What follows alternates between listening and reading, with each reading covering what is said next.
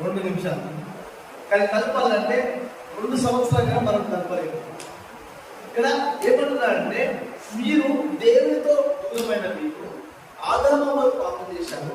ఆదాము వల్ల పాపం వల్ల మీకు కూడా పాపం వచ్చింది. ఆ పాపం ఏమైందంటే మీకు దేవునికి దూరంగా చేసింది. దేవునికి దూరమైన మిమ్మల్ని క్రీస్తు లోకానికి వచ్చి కల్వరి శిలువలో తన ప్రాణాన్ని పెట్టి ఆయన దేవుడు మిమ్మల్ని ఏం చేశాడు? సమాధానపరిచాడు.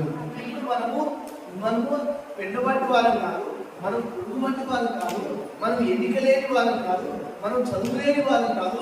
ఇప్పుడు మనం ఎవరమంటే క్రీస్తు యేసులో దేవుడితో సమాధానపరచమైన వారము. ఆమేన్. హల్లెలూయా. దేవుడితో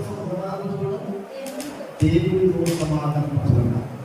దేవుడితో సమాధానపరచబడడం వల్ల మన కుటుంబాలు బాగుపడతాయి. ఇక్కడ ఏమంటున్నాడు ఇంకొక మాట,